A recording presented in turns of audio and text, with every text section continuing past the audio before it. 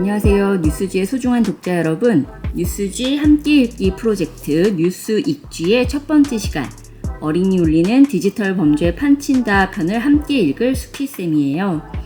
우선 오늘은 첫 번째 시간이기 때문에 앞으로 뉴스 읽기를 어떤 순서와 방식으로 진행할지를 설명한 다음 함께 소리내어 기사를 읽어보도록 할게요.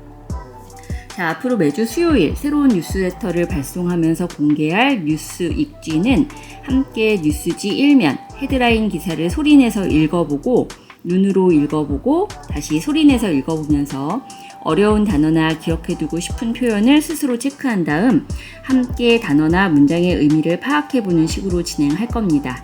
기사를 직접 작성한 쌤들이 함께 읽어나가기 때문에 기사를 쓸 때 어떤 점을 강조하고 싶었는지 또 어떤 표현을 꼭 마음속 노트에 담아주길 바라는지 이야기해 줄 거예요.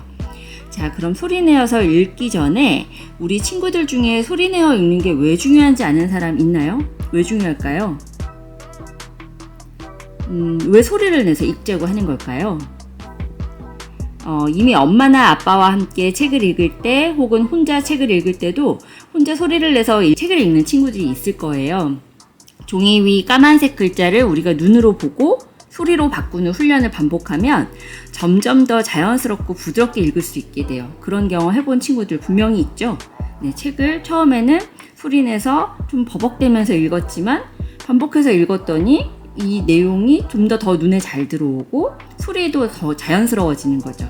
이런 훈련을 반복하면 눈으로 본 글자의 의미를 짧은 시간에 집중해서 파악하는 게 가능해진다고 해요. 그런데 특히 우리뇌는 자기 목소리에 가장 잘 반응을 한다고 합니다. 소리내서 읽는 게 어렵더라도 차근차근 훈련을 해보세요.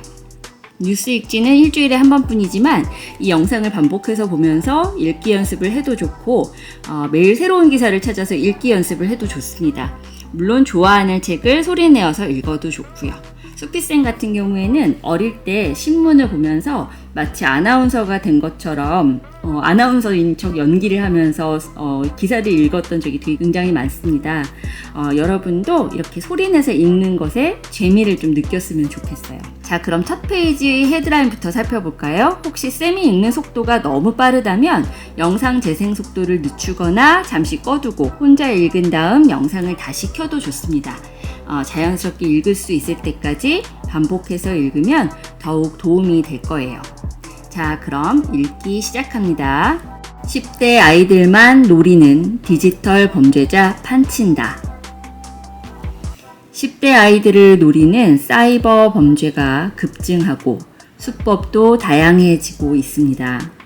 특히 초등학생 10명 중 3명이 사이버 폭력을 당한 것으로 나타나 초중고생 가운데 피해가 가장 심각했습니다.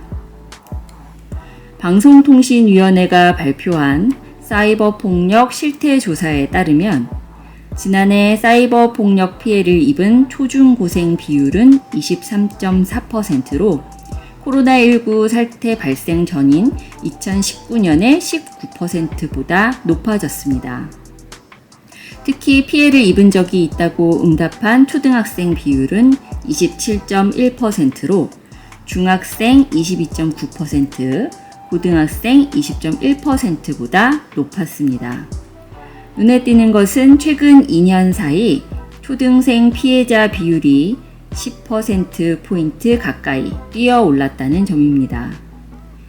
사이버 폭력은 이메일, SNS, 게임 등 온라인 서비스 이용 중 당하는 언어폭력, 명예훼손, 스토킹, 성폭력, 개인정보 유출, 따돌림, 갈취, 강요 등을 모두 포함합니다. 전문가들은 어린이를 대상으로 한 디지털 범죄가 늘어난 이유로 최근 2년 사이 온라인 학습 시간이 대폭 늘어난 점을 꼽습니다. 거리두기로 디지털 이용기기를 예전보다 더 많이 이용하게 되면서 범죄의 표적이 될 기회도 더 많아졌다는 겁니다. 또 어릴수록 범죄에 능숙하게 대처할 수 없다는 점도 영향을 미친 것으로 보입니다. 초등생에게 사이버 폭력을 행사한 가해자는 누구였을까요? 온라인에서만 아는 사람을 포함 본 적도 없는 사람이 52.5%로 절반을 넘었습니다. 최근 급증하는 사이버 범죄 유형을 보면 개인정보를 넘겨주면 용돈을 벌 수 있다는 식으로 아이들을 현혹하거나 SNS로 친분을 쌓은 후 현금, 개인정보 등을 빼앗고 원치 않는 행동을 지시하는 그루밍 수법까지 다양합니다. 특히 제페토, 로블록스 같은 메타버스 플랫폼은 10대를 상대로 한 디지털 성범죄의 온상으로 꼽힙니다. 어때요? 너무 빨랐나요? 댓글로 알려주면 다음 영상에 속도를 여러분에게 맞출 수 있도록 노력을 하도록 하겠습니다.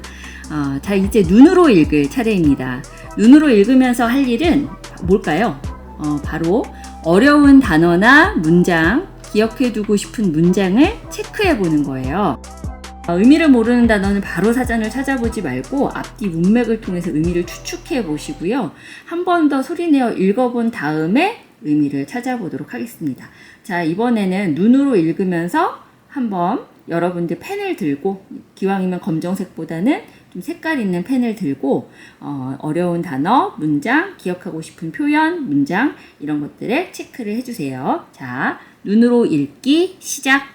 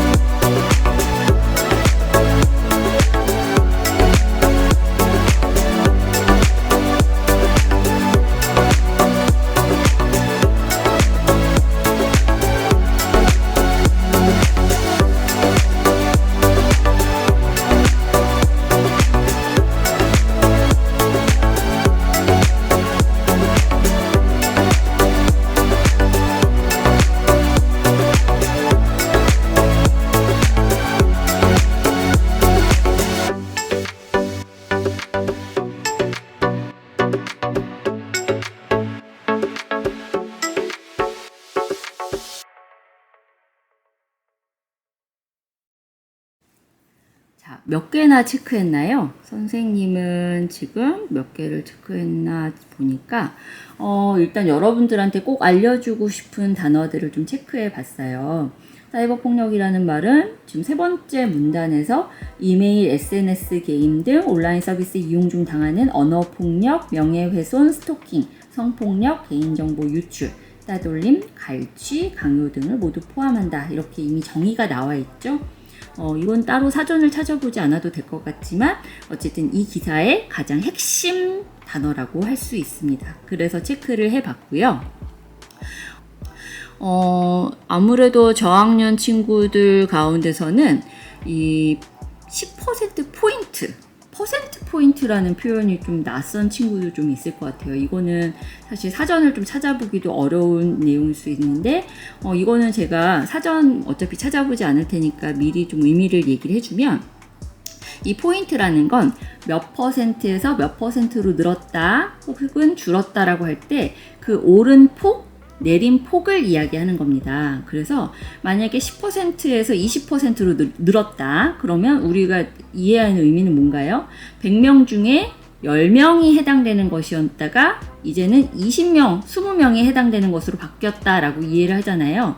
그러면 이때는 10%포인트가 늘었다, 높아졌다, 뛰어올랐다 이렇게 표현할 수 있고요. 반대로 20%에서 10%로 줄었다면 100명 중 20명이 피해를 입던 것이 10명 피해로 줄었다. 그래서 10%포인트 줄었다, 감소했다, 내렸다 이렇게 표현할 수 있는 겁니다.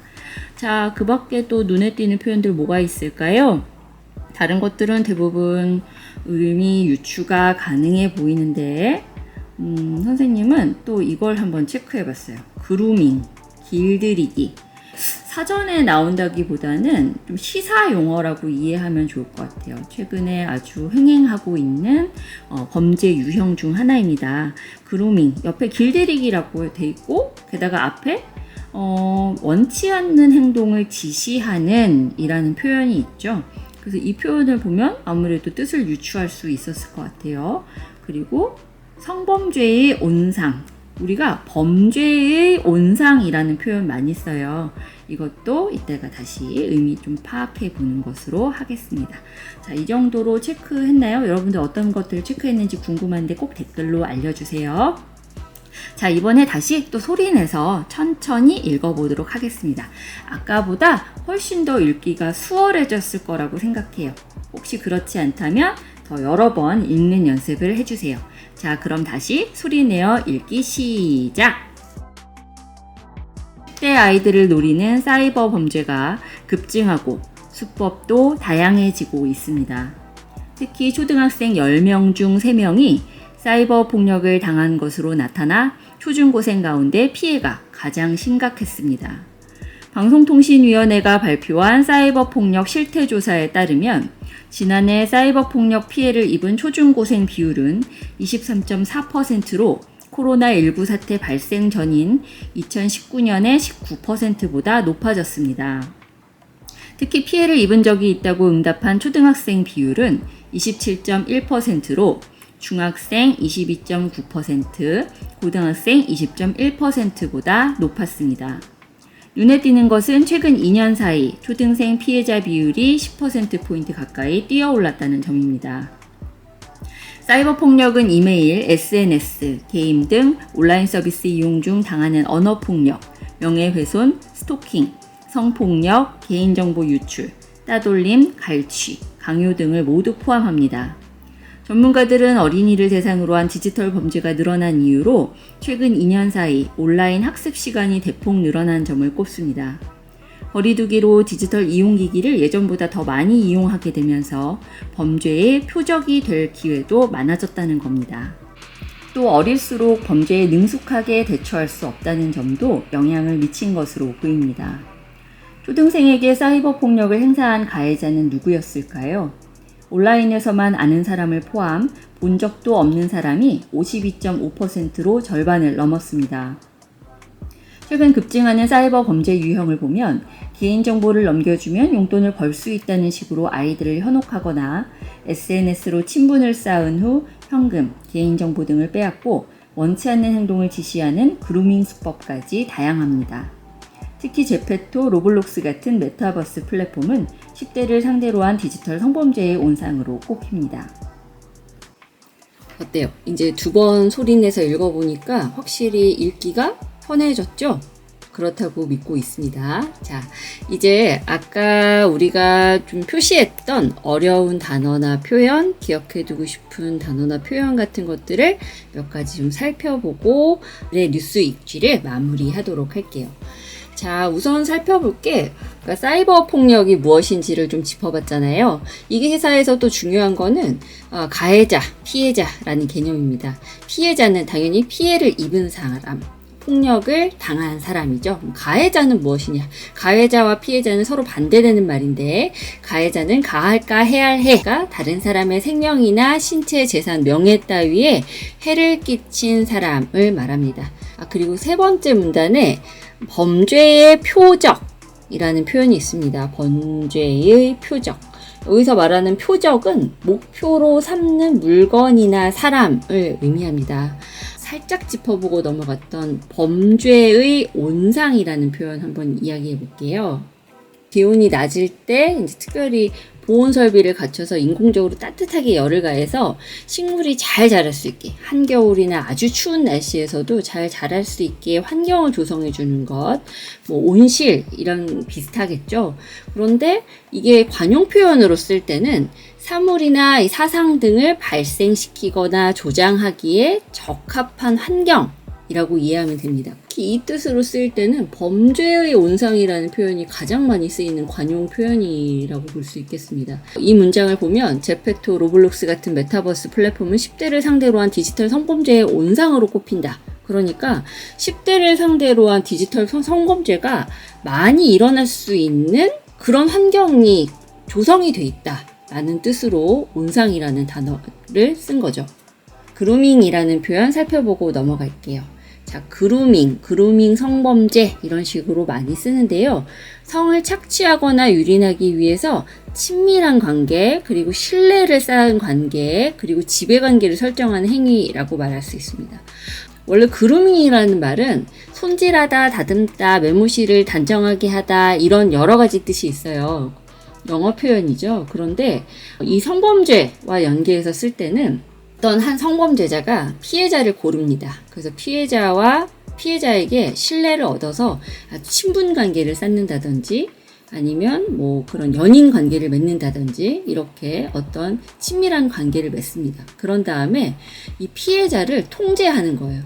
피해자가 원치 않는 행동을 강요하고 조종하고 그리고 자신의 명령에 복종하게 만들고 보통은 자신보다 경험이 부족하거나 미숙한 사람을 이용해서 이렇게 길들여서 자신의 명령을 따르게 하는 이런 모든 행위들, 이런 것들이 그루밍에 해당된다고 볼 수 있습니다. 그 외에도 사실 이 주변에 10대 친구들 중에 사이버 범죄를 당하는 경우들이 최근에는 좀 눈에 띄게 많아졌어요.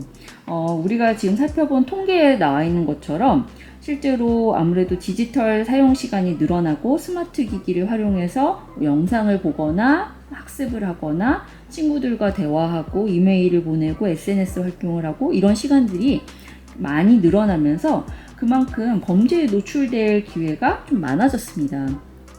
우리가 SNS 뭐 이런 데서는 사실 모르는 사람인데도 뭐 쪽지를 보내서 말을 건다거나 아니면 무슨 팬클럽 활동, 뭐 커뮤니티 팬클럽에서 같은 회원인 사람이 뭐 대화를 요청해서 무언가를 요청한다든지 무언가를 부탁한다든지 이런 것들이 굉장히 손쉬워졌다라는 거죠.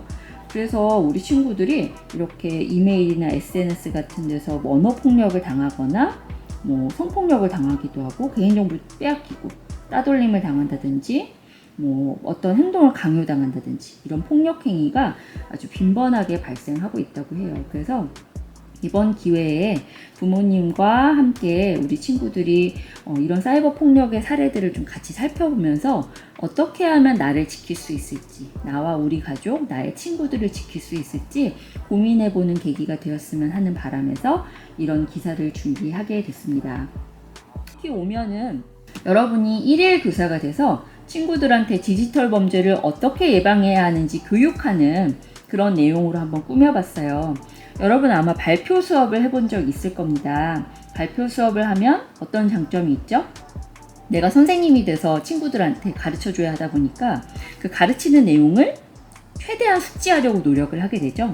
이번 글쓰기 역시 그런 의도로 좀 만들어졌어요. 여러분들이 이렇게 강의 내용을 좀 준비를 하다 보면 이 내용들을 자연스럽게 숙지하게 되고 범죄에 대처할 수 있는 능력도 더 커질 것이라고 생각을 합니다. 오늘 준비한 영상은 여기까지입니다. 함께 읽기 첫 시간이라 선생님도 좀 아직은 서툴렀던 것 같아요.